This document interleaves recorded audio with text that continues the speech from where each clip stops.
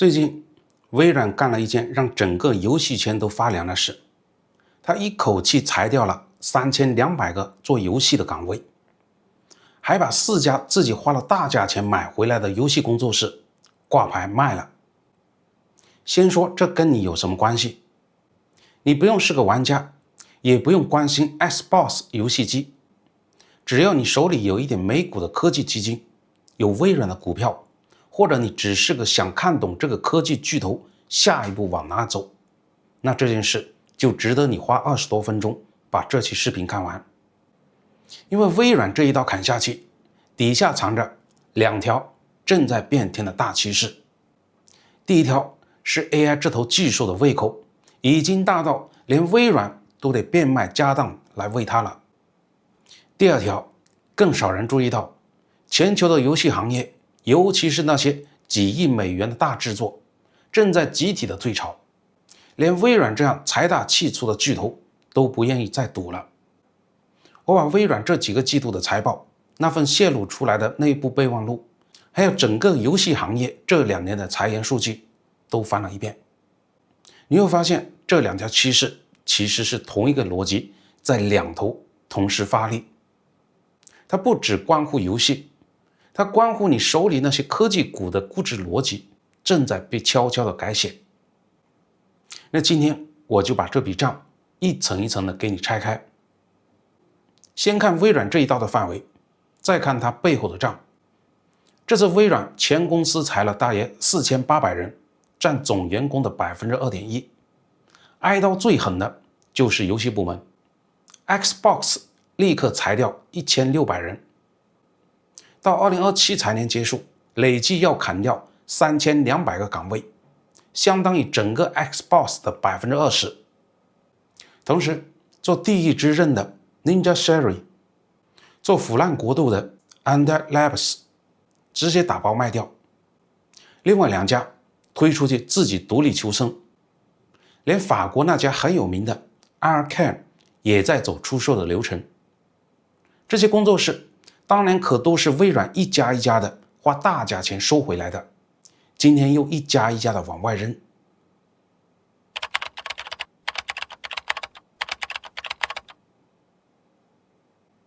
要知道，就在2-3年前，微軟還在滿世界的買游戲工作室，搶獨占，一副要把整個行業收進麾下的架勢。短短2-3年，從瘋狂擴張到斷腕收縮，這個180度的大轉彎本身就說明有什麼東西在底層徹底變了。新上任的 Xbox 負責人 Asher Sharma 在給員工的信裡說得很直白，他說，我們今天的業務並不健康，我們把自己攤得太薄了。那他說的不健康到底有多不健康呢？你光看游戲机的銷量就懂了。Xbox 的硬件收入過去3個季度同比分別掉了 29%、32%、33%，一個季度比一個季度難看，連本該最旺的聖誕季都不升反降了。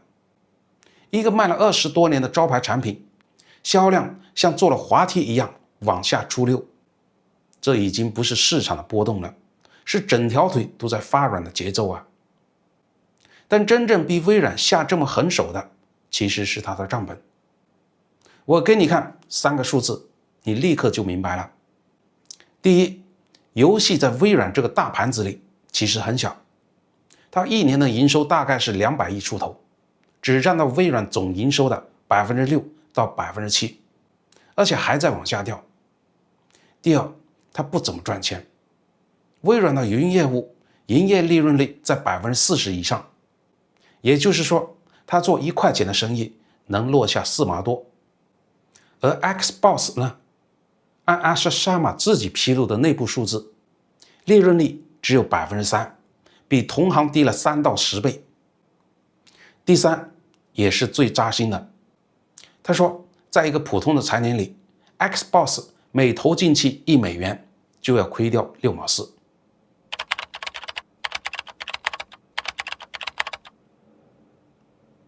換句話說，就是你幹的越賣力，投的越多，反而虧得越狠。你把這3條放在一起看，這就是一門又小又不賺錢，還在不斷失血的生意。過去5年，把收購动視暴雪的虛賬去掉，微軟在遊戲上實打實的砸了200多億美元。這麼大的投入換來的可不是增長，而是營收不升反降。花200多億買回來一個負增長，這在微軟內部是一筆怎麼算都虧的賬。這要是在平時，這樣的買賣也許還能靠家裡別的買賣養着，可現在家裡有個更能吃錢的地方，正張着嘴在等着用每一分錢去餵養它。這個更能吃錢的地方就是 AI。上個季度，微軟的 CEO 納德拉扔出了一個數字，光 AI 這一塊，現在1年的營收就跑到了370億美元，1年漲了123%。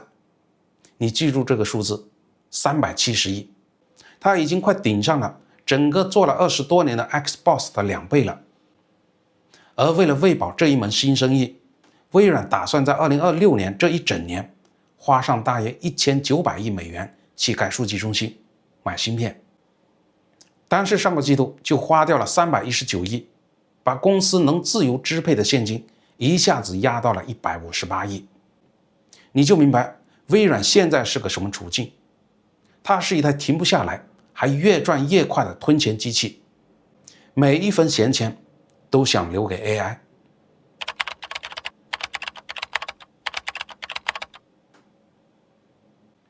所以微軟這次砍遊戲的動作本質上是在做一道冷酷的排戏題，一邊是一個又小又虧20多年都扶不起來的遊戲阿斗，另一邊是一台1年多賺1倍胃口還在暴漲的 AI 機器。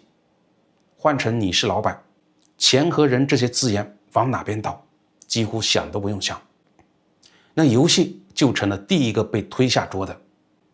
這不是微軟不喜歡遊戲了，是 AI 這头巨獸讓他沒得選。但如果你以為這只是微軟一家的算盤，那你還是看小了。真正讓人覺得坐不住的是，一模一樣的事正在整個遊戲行業同時上演。我們把視角從微軟拉到整個游戏行業，你會看到一個特別矛盾的畫面：一邊全球玩家花在遊戲上的錢還在創新高，另一邊做遊戲的人卻在成批的被裁。據不完全統計，2026年到現在，全球遊戲行業已經裁掉了超過3700人。做堡壘之夜的 Epic 一口氣砍掉了大約1000個崗位，育碧直接取消掉了6個項目，連波斯王子這樣的重制版都砍了。Meta 也關掉了旗下的3家遊戲工作室。還有個行業報告更嚇人，在美國過去的2年裡，每3個遊戲從業者就有1個被裁過，賺的最多的時候裁的也最狠。這就是2026年遊戲業最魔幻的地方。那為什麼會這樣子呢？根子在一筆越來越算不過來的賬，大制作遊戲的成本已經徹底爆了。10年前一個頂級大作的預算大概是5000萬到1億5千萬美元，到今天動不動就是2、3億。像使命召喚據說超過2.5億美元，俠盜獵手車下一步傳聞超過3億美元，而且不是砸完錢就完事的。一個這樣的大作要做5到7年。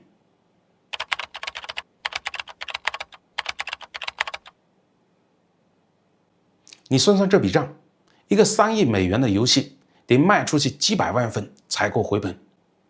這就好比你把全部身家押上了一張牌桌，還得等5到7年才能開牌，中間但凡走錯一步，或者對手先甩出了一張爆款，那你這把就血本無歸，整個工作室就地解散。這種賭注現在連微軟這樣財大氣粗的巨頭都不敢輕易再下了。更麻煩的是，這種大賭注還越來越難贏，做的人多，可爆款的位置就那麼幾個。就是今年下半年，《俠盜獵車手6》這座大山壓在頭頂，別的發行商誰也不敢挑這個時候發自己的大作，硬生生的把一整段檔期熬成了空窗期，大家只能先裁人，保住利潤，等這輪血瓶過氣了再說。一個遊戲成本越高，周期越長，它就越像是一座只能成功不能失敗的獨木橋，而這座獨木橋上人還越來越擠。再往深一層看，你要是看我之前講 Meta 裁員那期視頻，你會覺得這個邏輯特別眼熟。真正變的其實是投資人。幾年前，資本市場獎勵的是增長，誰攤子鋪得大，誰招人招得多，股價就往上走。現在整個反過來了，市場只認2個字：利潤。所以你看到的根本不只是遊戲公司在裁，是 Meta， 是微軟，是整個科技行業都在做同一件事，砍掉不賺錢的、燒錢的、見效慢的，把資源死死地賺在最賺錢的那一小塊上。遊戲裡那些又貴又慢的大制作，就成了這輪資本激勵下第一批被推上祭台的。所以你千萬別把這理解成遊戲沒人玩了，恰恰相反，玩家花的錢明明還在漲。真正在發生的是這筆錢的分配變了，它高度集中到了極少數的超級爆款和那些能常年運營、持續掏你錢包的長線遊戲手裡，而中間那一大批高投入買斷制的大制作，被這兩頭一擠就活不下去了。這是一次結構性的換血，不是一場簡單的行業寒冬。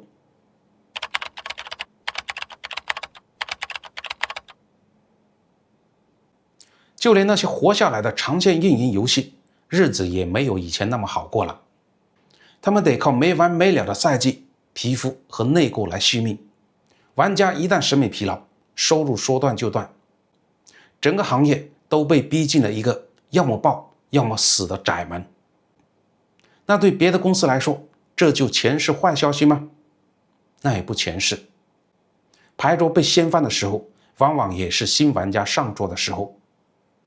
當3億美元的大賭注沒人敢下，一批更小、更快、成本更低的团隊反而騰出了機會，用幾十個人不到1/10的錢，做出品質並不差的中型遊戲，專啃大廠看不上的那些細分口味。再加上 AI 進來幫着降本，現在差不多一半的工作室都在用 AI 做美術素材。不過這裡有個反直接的悖論。AI 是省下了每一張素材的錢，可它也把玩家對畫面、對內容量的胃口越撐越大，到頭來逼着你堆更多的素材，預算反而又被推回到了那個3億美元的黑洞裡去了。這把 AI 的双刃劍，我們改天專門開一期聊。現在我們講回到微軟，它不光被這套產業邏輯逼着推，還被 AI 從另一個你想不到的地方又捅了一刀。講到這兒，你可能會問 ，AI 搶的不就是錢和人嗎？跟做遊戲又有什麼直接關係呢？那關係大了。AI 這頭巨獸除了搶錢、搶人，還在物理世界裡搶走了一樣最要命的東西——內存。它瘋狂掃貨數據中心要用的高端內存，把內存的價格整個抬上了天。這套 AI 賬單怎麼通過內存一路傳導到你家的 Mac、你的手機、你的遊戲機？我在6月28號那期連 Mac 都暴漲25%裡，已經從頭拆到尾了，這裡就不再重複了。你只要記住一個結果就夠了。連微軟自己都被這場他親手推高的內存漲價逼到給 Xbox 遊戲機漲價，頂配那款快到800美元了，還乾脆把大容量版本停產了。你品品這個畫面，他一手掏大錢買內存去餵 AI， 另一隻手卻因為內存太貴，連自己的遊戲機都快造不起了。同一頭巨獸，一手在餵，一手在搶。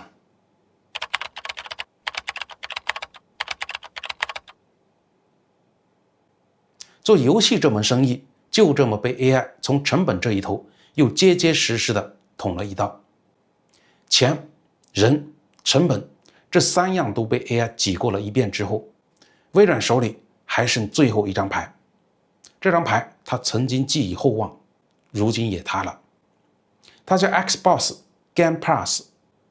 微軟給他講過一個特別動聽的故事，說他是遊戲界的 Netflix， 你不用再一款一款的買斷遊戲了，你每月交一筆訂閱費就能隨便玩一個海量的遊戲庫。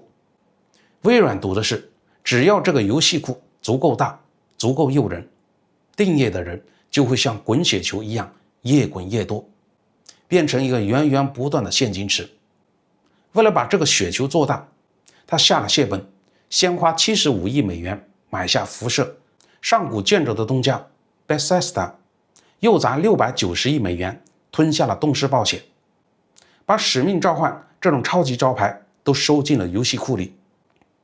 他當時給董事會和投資人畫的餅是，到2026年 Game Pass 的訂閱數可以衝到7700萬。那真實的數字呢？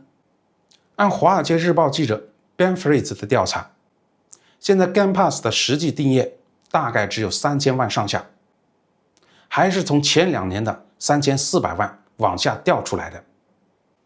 這裡得說清楚，這個3000萬是知情人士的口徑，不是微軟官方公布的。可就算這樣，他離當初畫的7700萬連40%都不到。那個本該越滾越大的雪球壓根沒有滾起來。為了補這個窟窿，微軟去年10月漲了一次價，把最高檔從1個月20美元一口氣漲到了30美元，漲了整整50%。結果用戶根本不買賬，他自己都承認這一漲丟了好幾百萬訂閱用戶。到今年4月，又不得不灰溜溜的把價格降回到23美元。你看，這就活活成了一個死循環，人不夠就漲價，一漲價人跑得更多，人更少就只好再降。他自己都預計下個季度遊戲的內容和服務收入還要再跌10幾個百分點，理由裡就寫着一部分正是這次漲價把人趕跑了。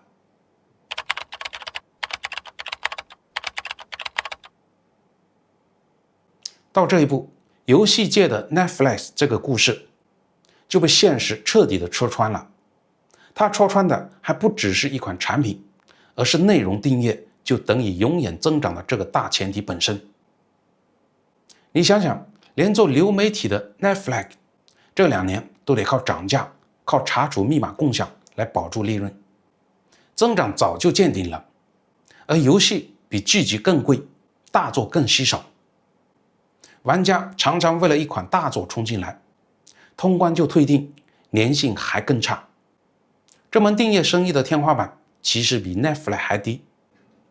所以當微軟把 Game Pass 這本賬徹底的攤開，發現它同樣是只有 3% 利潤率的包袱時，他就想得明明白白了。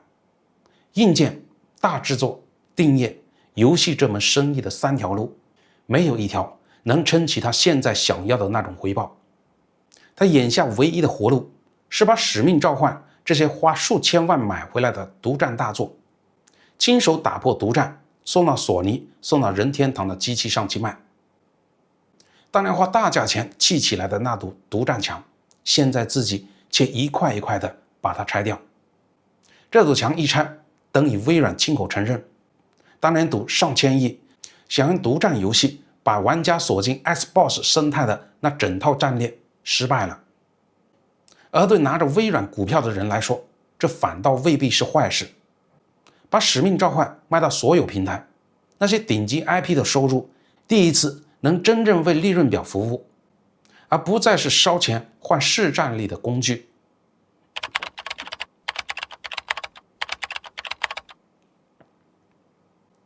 我們把一整件事拼起來看，微軟砍遊戲，賣工作室，給主機漲價，訂閱神話破滅，這一連串動作的背後是3條線在同一個點上交叉。第一條 ，AI 這頭技術正在把巨頭的錢、人乃至造東西要用的內存一口一口的吃進去。第二條，整個遊戲行業那種幾億美元做大幾年的大制作玩法正在結構性的退潮了。第3條是資本市場的口味徹底變了，從獎勵做大掉頭轉向只獎勵賺錢。微軟只是這3條線交叉點上第一個動手也最有錢的那一個，連他都認慫了，這本身就是最響的那記警鐘。所以真正值得你琢磨的根本不是 Xbox 還行不行，而是當最有錢的巨頭都開始為 AI 變賣自己的增長故事，當整個行業都從燒錢做大掉頭轉向省錢求生，下一個被這套邏輯重新洗牌的又會是哪個行業呢？會不會就是你正在從事的那一行呢？或者你賬戶裡正拿着那只股票呢？這件事你又站在哪一邊呢？是覺得微軟這套棋手是面向未來的清醒，還是一個舊時代結束的信號呢？評論區告訴我你的判斷。如果你覺得這種把一件事背後的邏輯幫你拆開，把賬給你算清的內容還有點用，就順手點個讚，訂閱一下，打開小鈴鐺，咱們下期再見。